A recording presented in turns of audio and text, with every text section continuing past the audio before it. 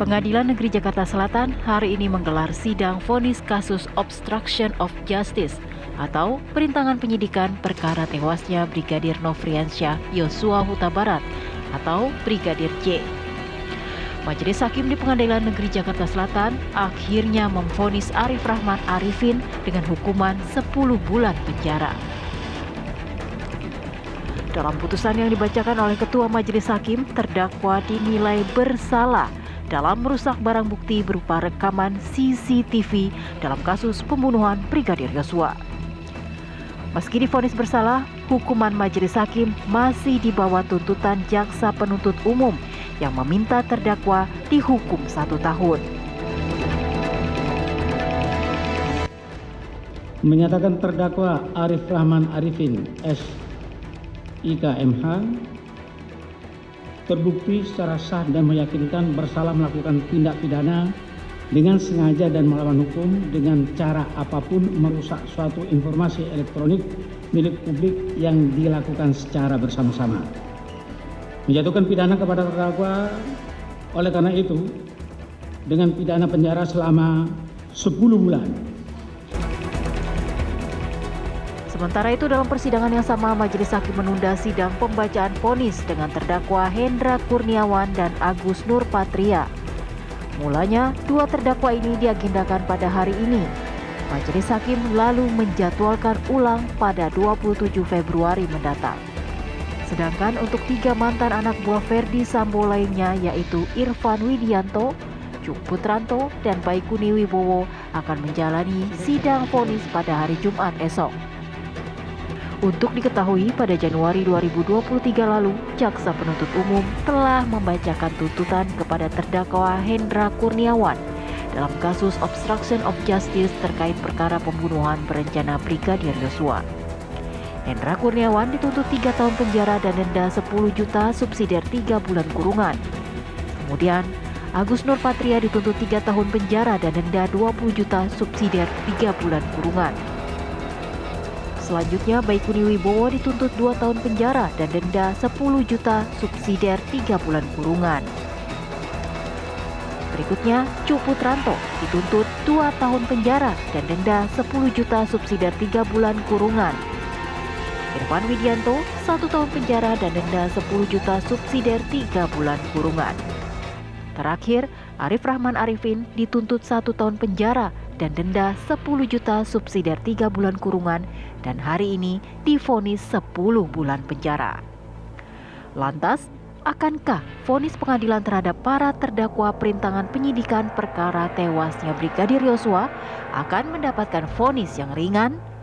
Ataukah justru lebih berat dari tuntutan? Tim TV One mengabarkan.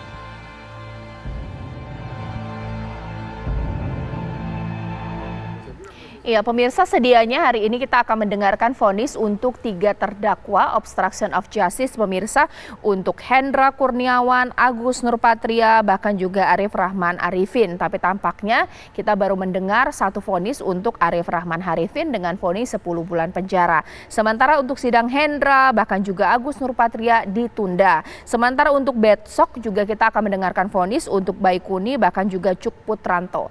Tapi vonis yang dijatuhkan untuk 1 terdakwa obstruction of justice 10 bulan penjara, tentu saja ini termasuk vonis ringan, pemirsa. Mengingat dari mereka sudah dijatuhi sanksi pemberhentian tidak hormat dalam proses banding untuk mempertahankan dirinya masih berada di institusi Polri. Yang jadi pertanyaan, apa artinya vonis ringan ini? Akankah membuka peluang mereka kembali ke Polri sama seperti Eliezer? Itu yang akan saya bahas di Apa Kabar Indonesia malam hari ini.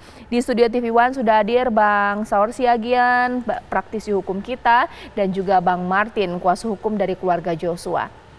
Saya sudah tersambung, pemirsa, dengan 2 narasumber saya, Komjen Purnawirawan Ito Sumardi. Selamat malam Bapak, mantan Kabar Eskrim, bahkan juga Pak Bambang Rukminto, pengamat kepolisian kita. Pak Bambang, selamat malam. Selamat malam Bapak-bapak semuanya. Selamat malam, Mbak Caca. Ya.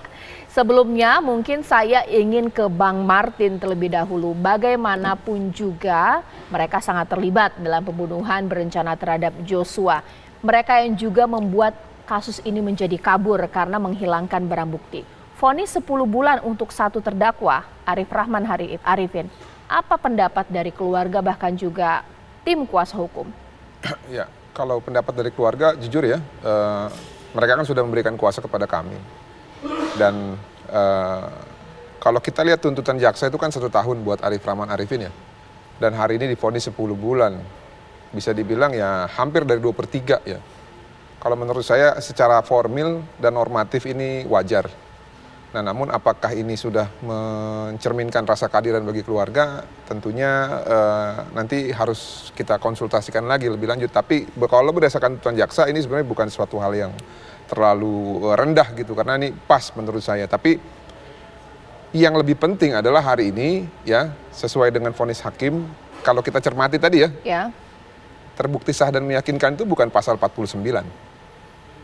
Tapi kalau saya tidak salah mendengar ya, dengan sengaja merusak barang bukti yaitu CCTV. Dan ada frasa di situ tidak terbukti secara sah dan meyakinkan merusak sistem elektronik. Maka dapat saya simpulkan sementara bahwa yang kena itu adalah dakwaan kedua.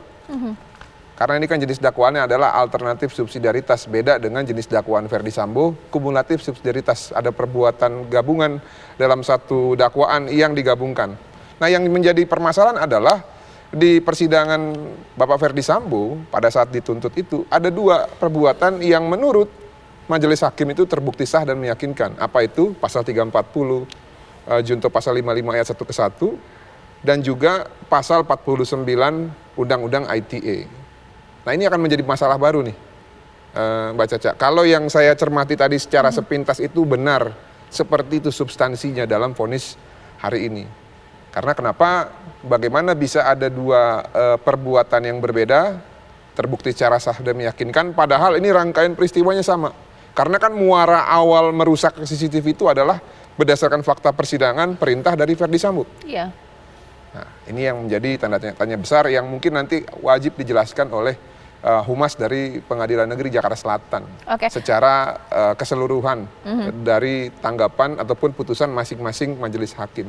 Saya juga curiga mungkin hari ini penundaan vonis terhadap 2 terdakwa yang lain ada kaitannya juga dengan terbukti dan secara sah meyakinkannya perbuatannya Arif Rahman Arifin. Karena menurut pendengaran saya tadi ya, ini bukan dakwaan ke-1 yang terbukti sah dan meyakinkan. Oke, baik. Saya minta tanggapannya dong Pak Bambang Rukminto. Sebenarnya dengan vonis ringan yang dijatuhkan untuk Arif Rahman Arifin, ini apa ya, menandakan bahwa perbuatan mereka karena ibaratnya kan obstruction of justice ini malpraktik dari institusi kepolisian, kurang terbukti atau seperti apa Pak Bambang? Ya, itu saya rasa dalam konteks sidang pidana ya ini pertimbangan hakim yang menentukan ya. Kalau saya lebih mencermati bahwa ini adalah problem organisasi kepolisian gitu. Karena kalau melihat kasus ini sejak awal, kasus yang sebenarnya adalah kasus personal, Verdi Sambo kemudian menyeret hampir 100 orang yang terlibat dalam kasus ini. Artinya kan problem personal Verdi Sambo ini kan menyeret seolah dijadikan problem institusi gitu. Makanya ini memang menarik sekali dan layak dicermati bagaimana ketika vonis hakim ini terkait dengan kasus obstruction of justice ini begitu ringan, karena ini tentunya akan ketika ini vonis ini ringan tentunya akan mempengaruhi kewibawaan kepolisian, karena pasca ini tentunya mereka akan melakukan gugatan karena sudah divonis PTDH, artinya ada peluang untuk melakukan gugatan PT UN karena landasan terkait PTDH itu kan ada peraturan Kapolri yang menyatakan bahwa vonis inkrah itu minimal 3 tahun. Ketika ini hanya 10 bulan, artinya nanti ada peluang bahwa mereka juga melakukan gugatan PT UN dan bisa saja kembali seperti itu, Mbak Caca. Oke, saya ke Pak Ito. Pak Ito, bagaimana komentar Bapak mengenai vonis ringan yang dijatuhkan untuk salah satu terdakwa ini, Pak? Sudah tepat atau tidak ini, Pak? Baik, Mbak Caca. Saya kira kita perlu memisahkan dulu dari 2 proses sidang, ya. Sidang pidana dan sidang kode etik profesi. Tapi itu saling terkait. Mengapa pada saat sidang kode etik profesi mereka ditetapkan atau dijatuhi hukuman PTDH. Sesuai dengan pasal 109 Perpol 7 nomor 2022, di sana disebutkan sanksi administratif, salah satu diantaranya adalah PTDH. Apa kategori orang yang dikena PTDH? Apabila dia melakukan pelanggaran kode etik atau pidana dengan ancaman hukuman ancaman hukuman lebih dari 5 tahun atau vonis yang tadi disampaikan Pak Bambang bersifat inkrah yaitu 3 tahun. Nah, kemudian mereka pada saat sudah diputuskan masih memiliki hak banding. Sehingga mereka semua sudah mengajukan hak banding dan sidang banding ini belum bisa dilakukan sebelum ada keputusan yang inkrah. Ya, seperti tadi kan Arifin Rahim itu kan dikenanya 10 bulan. Kalau itu inkrah, maka kembali kepada Perpol nomor 7 tahun 2022, dari aspek yuridis, maka kepada mereka tidak mungkin masuk ke dalam kategori pelanggaran atau sanksi administrasi yang diberhentikan dengan tidak hormat. Jadi nanti pasti hasil bandingnya adalah dikembalikan statusnya sebagai anggota Polri. Karena kan kita harus berdasarkan kepada dasar hukum daripada pelaksanaan sidang KKEP. Jadi saya kira mungkin kalau nanti kepada mereka itu hukumannya di bawah daripada vonis hukum yang bersifat inkrah di bawah 3 tahun, ya mereka juga di dalam banding menurut saya itu akan menjadi pertimbangan untuk mereka kembali menjadi anggota Polri meskipun nanti ada sanksi yang sifatnya demosi atau penundaan kenaikan pangkat atau penundaan pendidikan atau mungkin ada penempatan pada tempat khusus ya di kepolisian paling lama 30 hari. Saya kira demikian Mbak Caca. Baik, nanti saat lagi saya akan tanya kepada Bang Saur, vonis ringan untuk salah satu terdakwa ini adilkah untuk Joshua, almarhum pastinya, dan bagaimana kalau ini menjadikan peluang mereka kembali ke institusi Polri, karena saat ini prosesnya belum inkrah, masih banding. Sesaat lagi.